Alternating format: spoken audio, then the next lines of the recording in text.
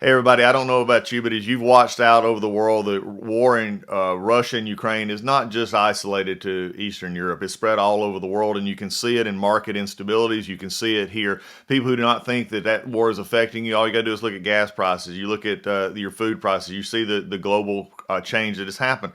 But you know something that's also affected investments as well. And I've said all along, legacy precious metals is your navigator. They're the ones that see you through to get to the next level.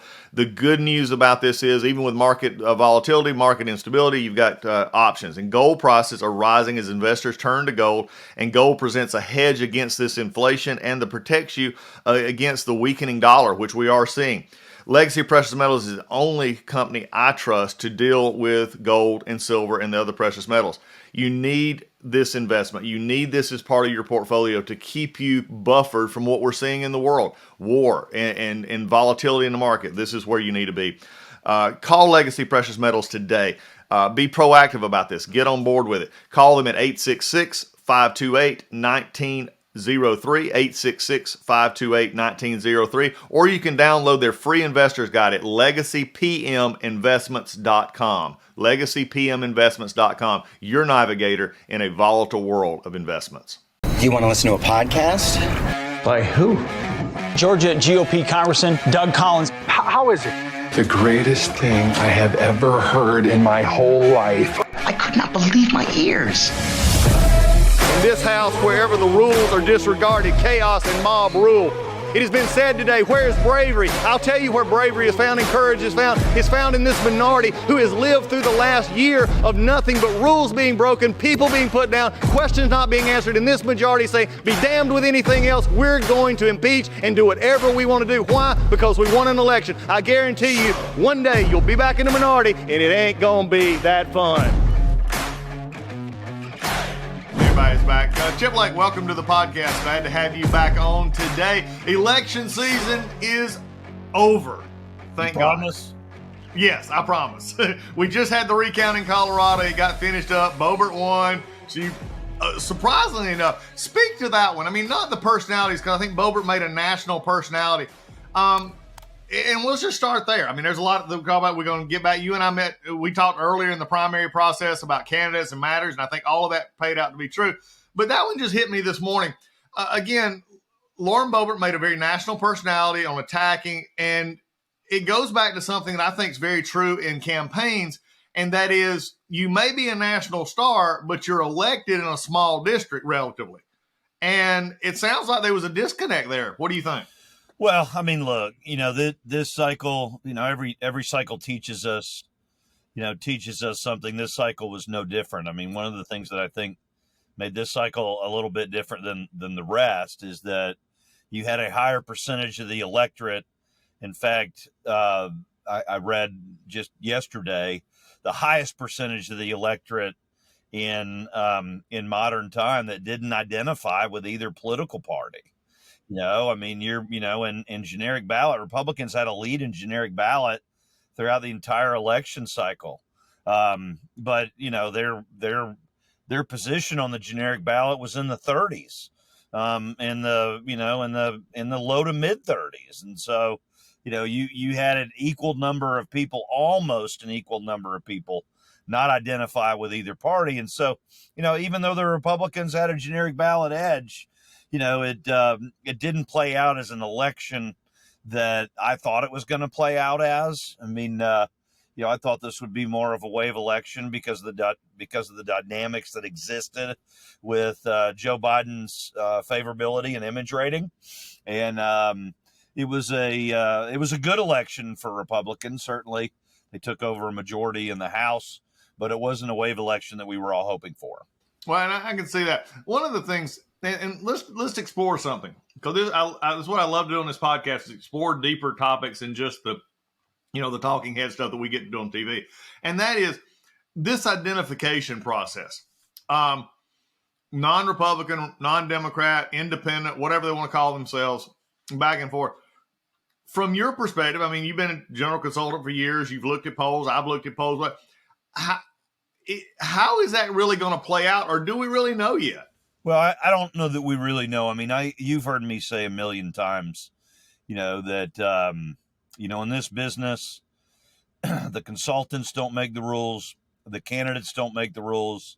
The press doesn't make the rules. The voters always make the rules. And so what we're always trying to do is figure out what voter behavior is going to be in a particular election cycle. And, I'll give you a perfect example. In the general election in Georgia in the Senate race, one of the things that everybody got wrong, not just in the Senate race, but in overall too, one of the things that everybody got wrong was the turnout modeling, right? I mean, going into, election day, November 8th of this year, I mean, we thought there would be, around 4.5 million people vote. I know there were three other major candidates whose teams, you had the governor, you had Stacey Abrams, you had Raphael Warnock. And I know for a fact that their teams had voter turnout modeling somewhere in the vicinity of 4.4 to 4.7 million.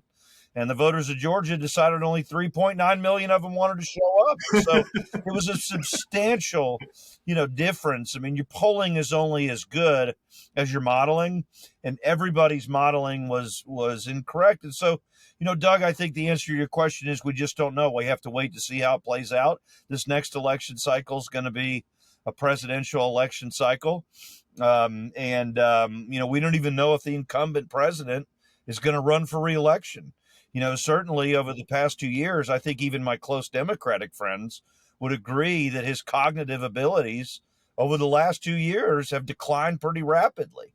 So if he does decide he wants to run, and all indications over the last, couple weeks looks like he might be moving in that direction, what's that going to look like 6 months from now, 9 months from now, 12 months from now, 16 months from now, 18 months from now? I mean, it's just hard to imagine that Joe Biden will be the nominee of the Democratic Party going into this next election cycle. But, maybe so. I mean, I didn't think it was possible, 4 months ago, but now I'm believing it just might happen. Yeah. Well, you brought up something there. And before I get to my question after that, you just brought up something.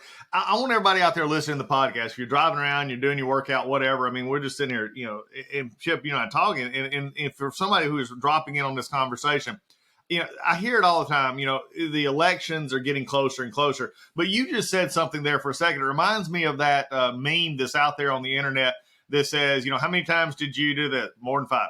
More than 5, more than 50, more than 50. And it's like when you said that, it said, well, when's the election? 6 months? No, higher. 14 months? Higher. 18 months? Higher.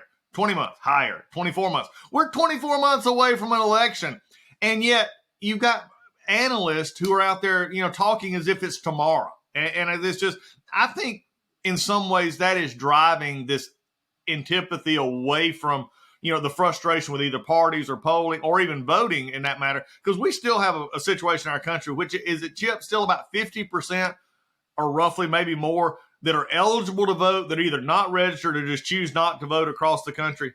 I think that's about right, Doug. Yeah, I think that's about right. About age, I'm not saying a vote. I'm not saying registered voters because Georgia has a pretty good turnout of registered voters and everybody else. But of the eligible pool across the country, only about 50% have even bothered to register, much less vote in these elections as we go. But you brought up something about turnout because we've had a lot said in Georgia, and Georgia's been unfortunately been the dissecting tool for most medias and everything. Chip, as you well know. But they kept talking about the turnout model, and you just mentioned it again in all the campaigns, including the governors and the two governor candidates or Senate candidates, all had it at 4.5, 0.7. Kemp had a great night. I mean, we're not going to take away from the night. They won up and down the state party. We won. Republicans won. The Senate race was a little bit different for a lot of reasons. But one of the things that was said, and, again, if you want to comment or not, just me and, as I'm talking here, is that there was this great turnout model from the governor and others. They got the voters out they needed to win by several points, but it wasn't what they were expecting, was it? No, and look, Governor Kemp and his team ran a great campaign throughout.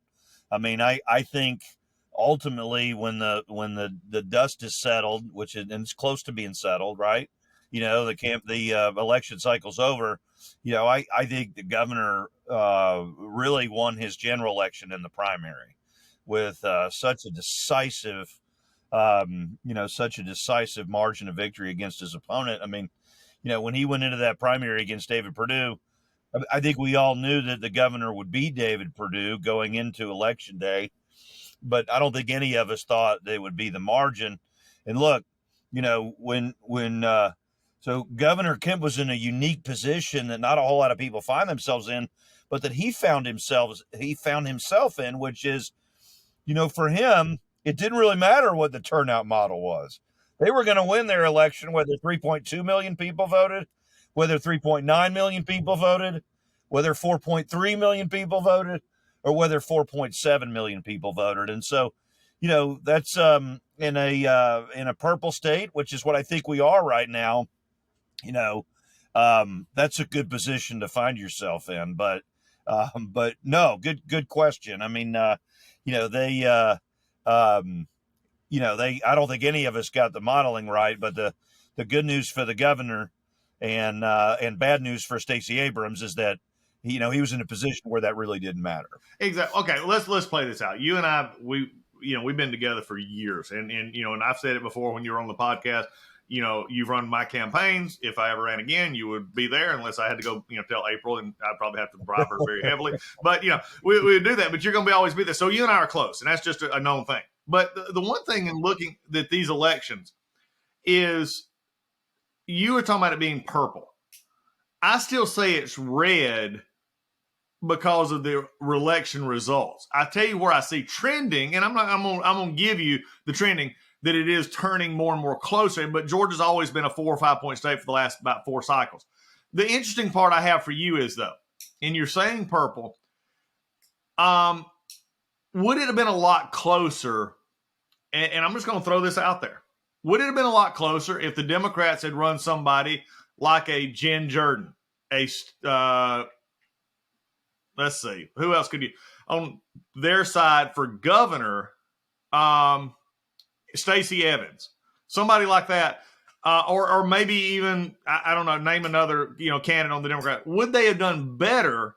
Not one, but would they have done better moving it more toward Republican? Because, I mean, really, everybody from governor on down constitutional officers got beat, and got beat handily. I mean, it wasn't even close. Warnock had no coattails as far as that goes, but really, they only had 1.9. What do you think about that? Yeah, look, it's hard to tell. I mean, I don't think it would have mattered this cycle, Doug, who they would have put up. Candidly, when Stacey Abrams announced her candidacy, when was it, a year ago or whatever it was, I was surprised that she was running, because, elections are all about, what you can control and what you can't control. And I always thought going into this cycle that what the Democrats can control was working against them.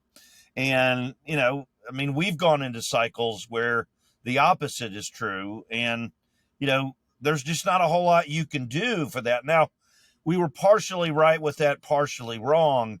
What makes our state so unique right now is I can't think of another state, at least off the top of my head, in which there's such a dichotomy between what's going on at the federal level and what's going on at the state level. Because you brought it up, and you're right. I mean, at the constitutional level, at the state constitutional level, it was a clean sweep. The federal level, it was not. I mean, we've now had, since Johnny Isakson got elected in 2016, we've now had 4, 5. We've now had 6 or 7 federal elections, including president and U.S. Senate. I don't really count the election that you were in for Senate, because 21 people were on the ballot, and it's just not realistic to think a Republican can get to 50% under that dynamic. But, you take that one away, that makes 6 elections. So 6 straight elections at the federal level, and Republicans in Georgia haven't been able to get to 50%.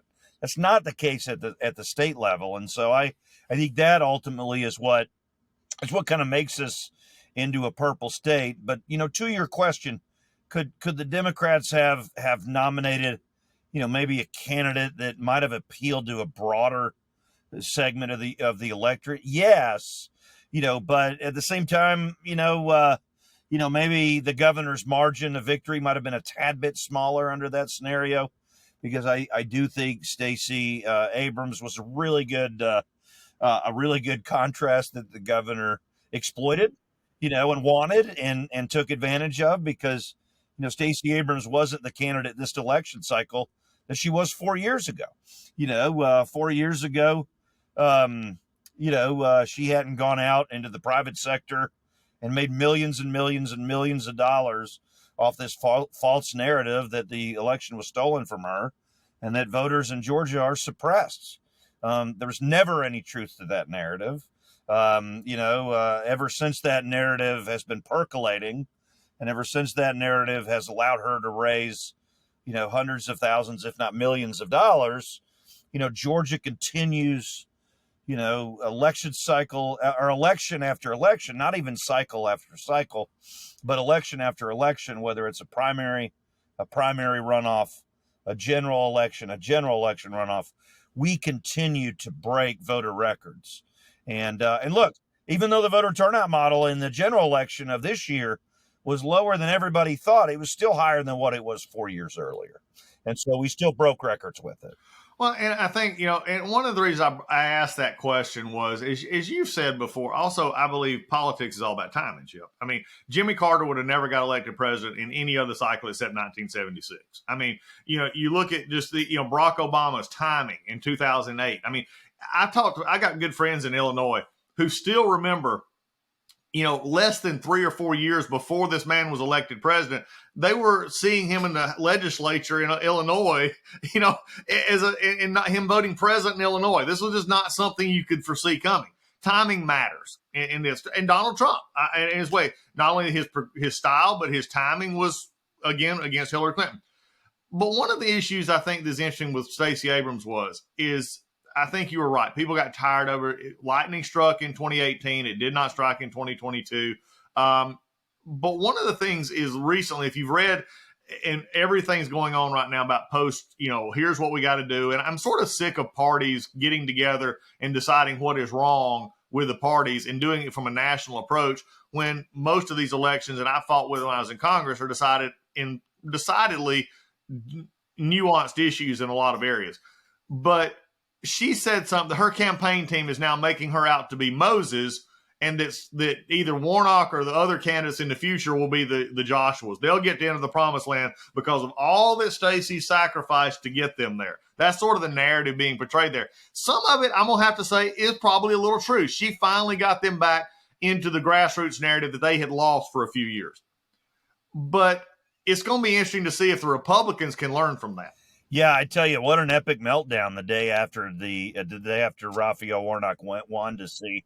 I don't know that in my life I've ever seen a 52 thread Twitter post. And so I barely read 3 or 4. Man, it was just unbelievable. And so, yeah, I mean, there's two schools of thought in that. I mean, either she did bring the Democratic Party back from a grassroots perspective, or she was the candidate running when all those other factors that go into an election happen to be, working, for them. And that is, look, our state has changed demographically. I've been saying it for years. We were due to become a purple state. It was inevitable. Look at all the changes in the suburbs, not only in Atlanta, but in other areas of the state. Look at, political performance over time. We were not going to be a red state in perpetuity.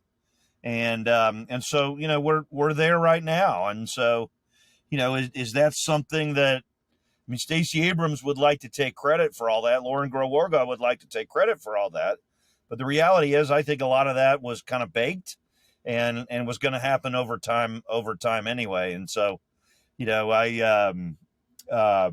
I was just as surprised as anybody to see, Wargo's thread, which clearly, if you're ever going to do a 52 tweet, thread, you've thought about it for a long time. Yeah, it wasn't stream of consciousness. And clearly that was something that she wanted to kind of get off of her chest. Yeah, and you saw that in a sense. But let's take that a step further, Chip. And we got lots here to talk about, but let's take it a step further. If Georgia was changing, which we'll acknowledge, and if you go back and you were a part of it, I mean, you were at least around, especially some of the what I call innovators in the state of Georgia. And folks, as we talk about this, I mean, it happens in a lot of states. That's why I'm gonna branch this out. I mean, we had people like Lynn Westland, Glenn Richardson, Sonny Perdue. I mean, Paul Coverdale, who orchestrated the flip. And see, most people, Chip, it's amazing how many times I go across the country and say, "Oh, Georgia's just a Republican state, has been for." 2022, we're at somebody ought to throw a birthday party right now of the Republican rebirth in the state of Georgia, because it's 20 years old this past month, because that was the first time, Sonny Perdue got elected. We flipped the Georgia Senate because we had four or five senators switch parties. I mean, we didn't win it by an election. We won it by switching parties in the Senate that year. But as you look at it, as we've now migrated back, we've never been hugely, I think, out of what your realm is. But let's take a look real quickly and think about this from just a political terms. Ohio and Florida. Ohio and Florida going back for the same 20-year period. Completely purple states. Ohio was up for grabs every year. Florida was up for grabs every year. In fact, Florida was a dumpster fire in 2000. I mean, with the election and everything else. Now, both of those states have went red. Most Democrats and others will say they're red in their state. Ohio, different scenario. Florida has a lot of Georgia in it, that a lot of move-ins. Help a listener understand that from a political consultant perspective. I don't know that I'm going to, if the listener's confused about that right now, I don't know that I can help them, because a lot of it, Doug, doesn't make sense. I mean, I'll say this though. I'll say this, and I don't know, I don't know how that factors into that exact question, but I think, I think it's part and parcel as to how politics has changed over 20 years, because not only has our state changed, but other states are changing just as quickly, right? I mean, and I would say this, since the beginning of time, money is the mother's milk of politics, right? The more money that you have to communicate a message to voters, the more likely it is that you're going to succeed at convincing enough voters to support you or your candidate, and then getting them out to vote. In the past, in these big races, they have always been funded by major donor dollars. And who can get the most major donor dollars determines, who can be in the position to communicate with the electorate the most effectively and the most often. And that's not the case anymore. Over the last really 3 or 4 cycles, and I really, I saw it firsthand in Herschel Walker's race this cycle, these campaigns are now funded by small dollar donors. And, major donor money is still very, very important in these races, but it's no longer the gold. It's no longer the precious metal of gold. It's the precious metal of silver. Major donor money is now silver, and small dollar donations are now gold. And what do I mean by that is, well, look at the first 14 days of the runoff in Georgia between Herschel Walker and Raphael Warnock. Herschel Walker raised $21 million in 14 days. That's a staggering amount of money to raise in 14 days.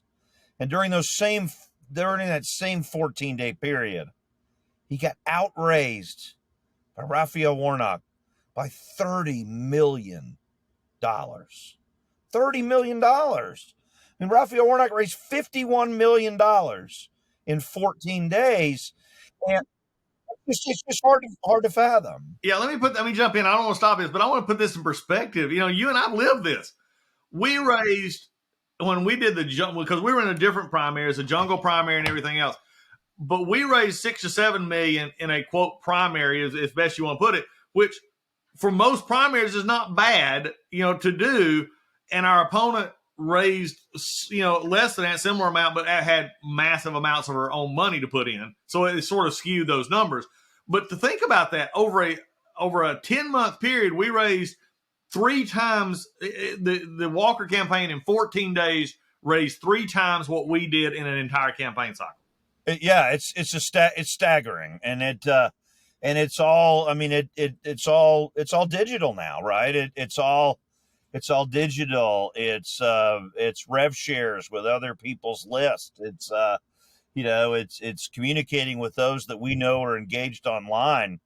That can give a $25 contribution, that can give a $50 contribution, and then can become recurring donors because they get on your house file list. And it's completely, I do believe, Doug, and I know this doesn't go kind of exactly to your question, but I believe not only I know it's changed the way that campaigns are funded, but I also think it's changed the way that, it's also changed the type of candidate, maybe on both sides, that we end up getting in some of these statewide races.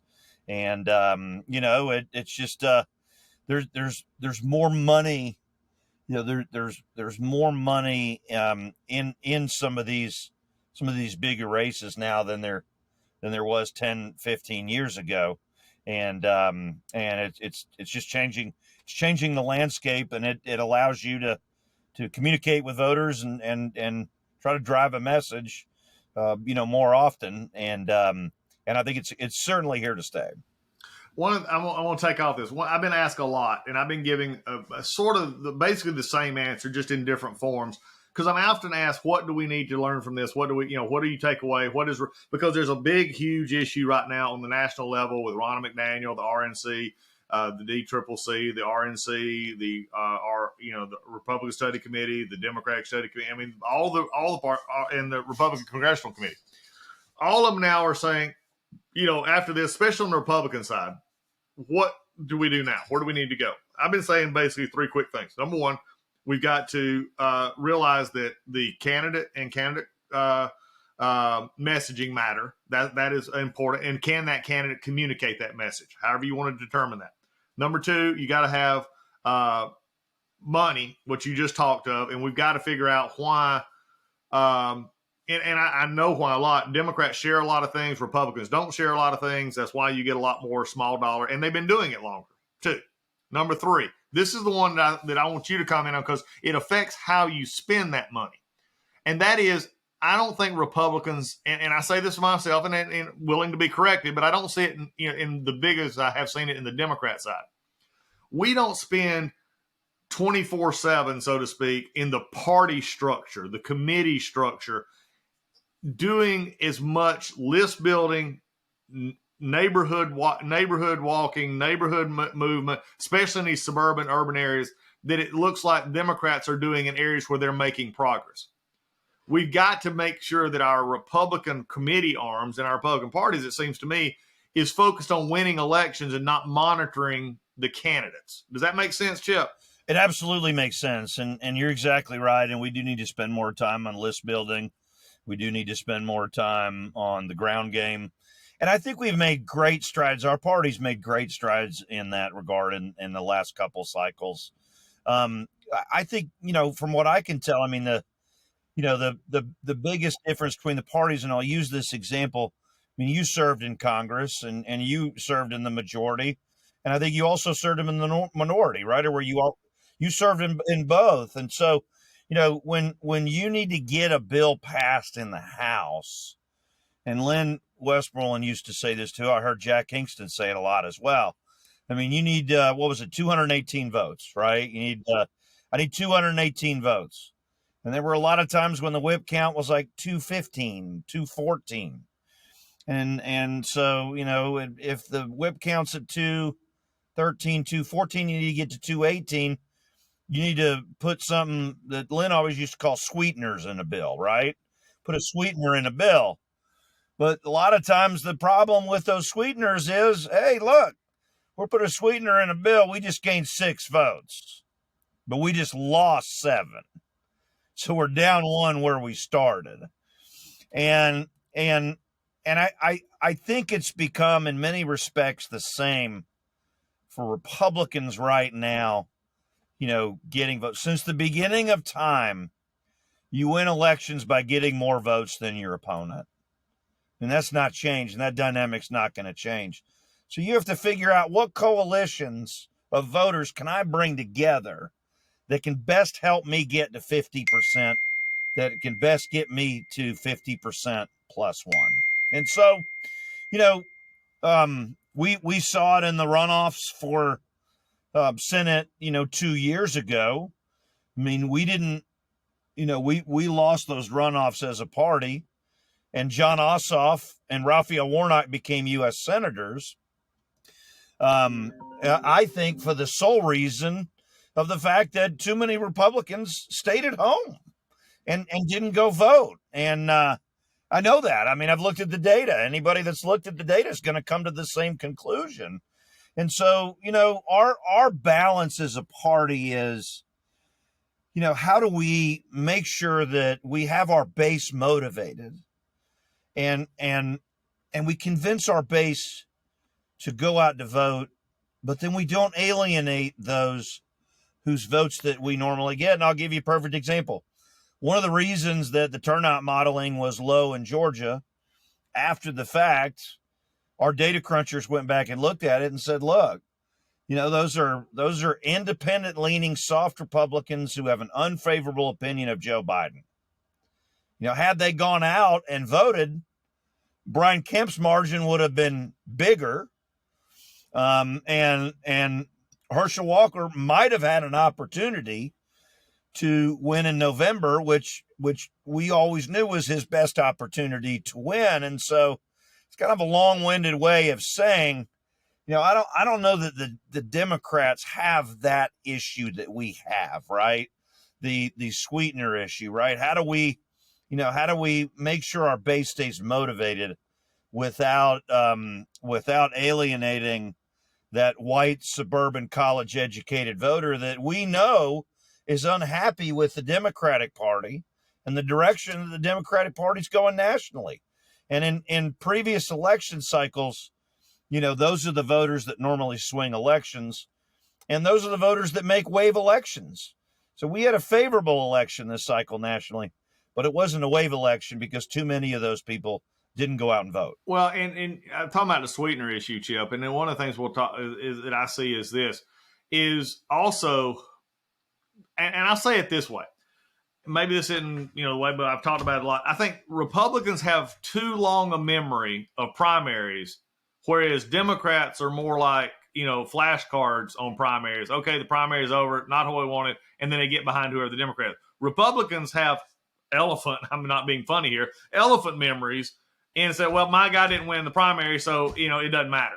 And that softness there, plus maybe the sharpness of candidates coming out of the primaries in both sides tend to disaffect this group. 100%. And look at this next election cycle. I think it's I'll give you a perfect example. Donald Trump has already announced he's running for president again. And he's the only announced candidate right now. And, look, I know better than to I certainly know better than to just discount him and say, well, I'm looking at numbers right now and I'm looking at factors and he has no chance.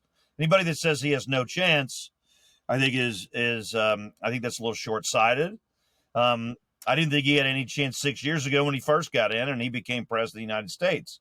But then the question becomes, if he runs and loses and, what is he going to do? Right? Is he going to keep his people at home?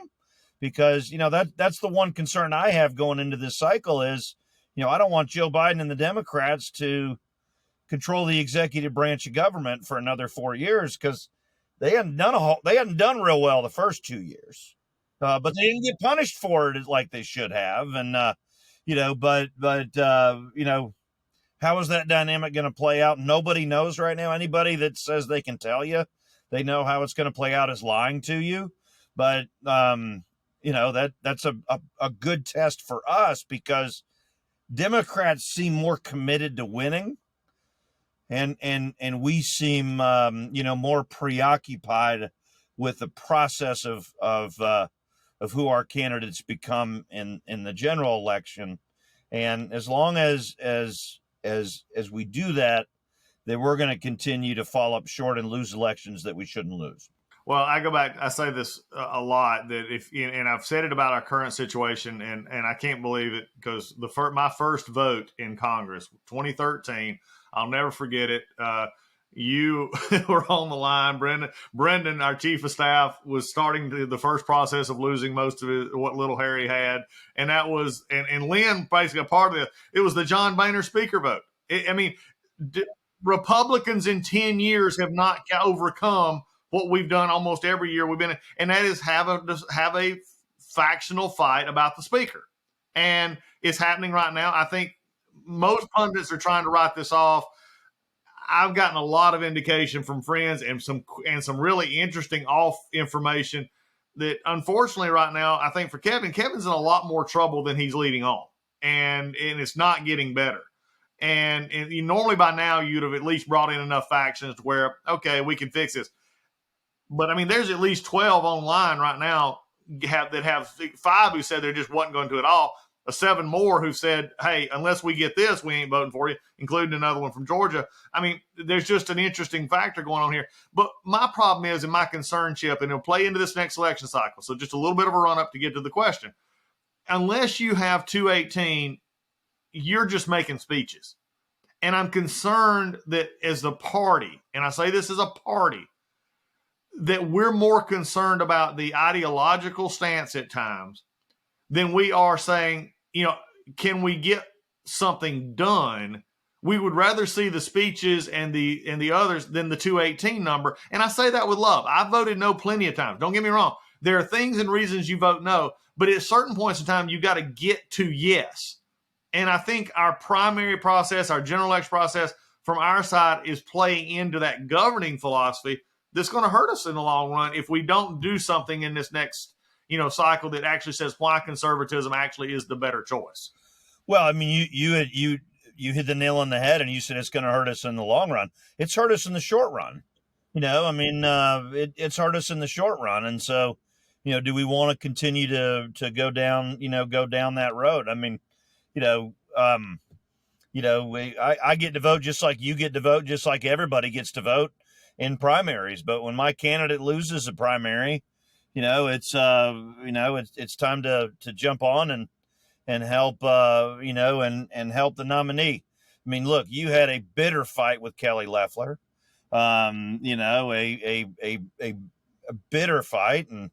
And at the end of that fight for the 9 weeks of the runoff, you were very helpful at helping her, at helping her win a race, because Kelly Loeffler would be immensely better than Raphael Warnock.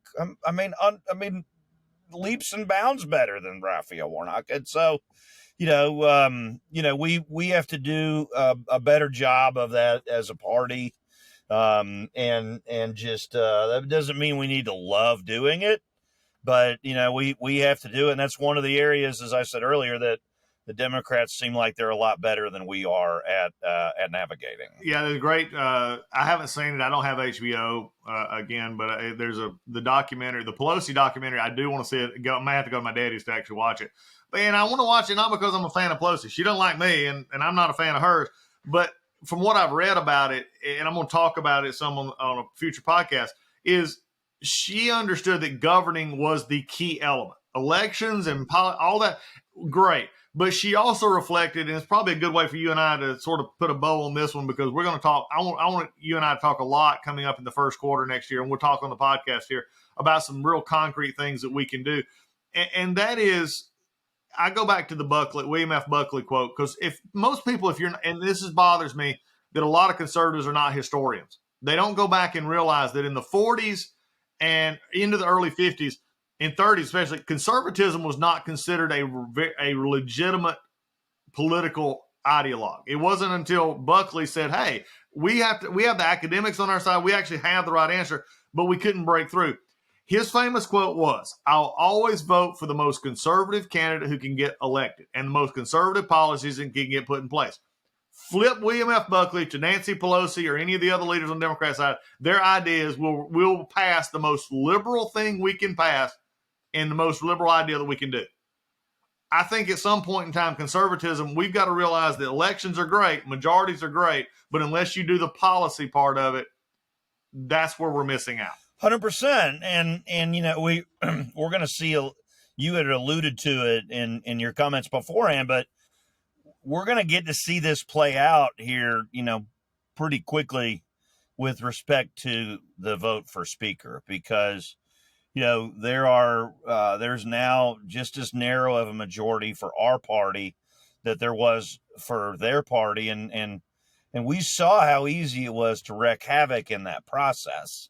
You know, when you have such a razor thin, you know, majority. And so, look, you know, for all of these members of Congress who, you know, are saying that they're not going to vote for Kevin McCarthy on the floor, you know, I just want to see what their plan is. I mean, certainly they have to have a plan, right, Doug? I mean, you can't. I mean, you can't go down that road and then end up with you know, with an individual for speaker over a 2-year period that is quote unquote worse than Kevin McCarthy.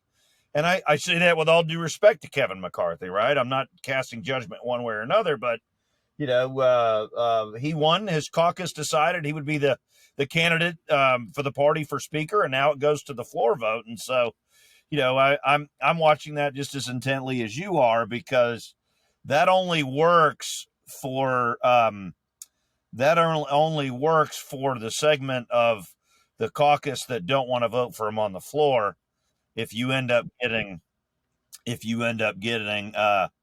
know, something better. But, you know, striking a deal with the Democrats on seats on committees and you know, maybe lower tier chairmanships, you know, how is that good for conservatives? Forget about Republicans. To your point, how is that good for conservatives?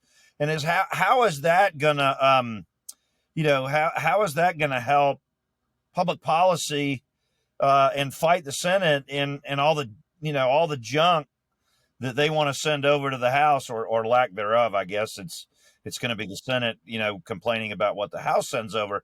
Yeah, I don't understand. I've never understood that line of thought, you know, but you know, but I don't know that there's a whole lot of thought that has been put into it either. Yeah, I think that's where and I think that's the concern. You know, again, and I go back to this, Chip. We've talked about it, and you and I, just about anything. I had a great conversation on a previous podcast with Kevin Walling, who's a Democrat spokesman. He and I go against each other on Fox a lot, but he made, you know, the very, you know, idea is what can get done and what is not getting done. And I think that's the part that is there a plan here? What is the plan, you know, to make this happen? Because if you simply, you know, go at it from one thing, there's things that need to be changed, but at a certain point in time, you know, it's like you said, that sweetener issue Lynn talked about. For every vote, and McCarthy's in a bad spot right now. For every vote McCarthy tries to gain from those who say they don't want to vote for him, he's got a very real concern on losing 10 votes for every one he's picking up, or at least them not being happy at all, so that later on, if he needs 2 or 3 votes on a bill he needs passed, they're going to say, sorry, bud, you know, you didn't do it with us, and we're not going to do it with you. It is a problem. Chip, thanks for always being on here. It's good to get a good recap. We'll do this again in a few weeks and just go into a little bit more depth on some of these changes that we need to make and how we go forward. Thanks, Doug. It's always tons of fun. All right, take care. Everybody, we'll see you next time on the Doug Collins Podcast. Hey folks, MyPillow is excited to bring to you their biggest bedding sale ever, and just in time for Christmas. For a limited time, you're going to get the Giza Dream bed sheets for as low as $29.98, a set of pillowcases for only $9.98, and rejuvenate your bed with a MyPillow mattress topper for as low as $99.99. $99.99. Get a mattress pillow topper. Look, they come in all sizes. They got all kinds of stuff. Blankets. They've got duvets. They've got quilts. They got comforters. They got body pillows. They got bolster pillows. They got all that big discounts. And also, they're extending their money-back guarantee for Christmas until March 1, 2023, making them the perfect gift for your friends, your family, and for everyone you know. Folks, and just from a personal note here, I have the Giza Dream Sheets. They're on my bed right now. Slept on them last night. Some of the best sheets that we and Lisa and I have ever owned. They are worth, I mean, at this price, they're a steal. My wife and I have bought bed sheets, linens at much higher cost. It's supposedly much higher quality.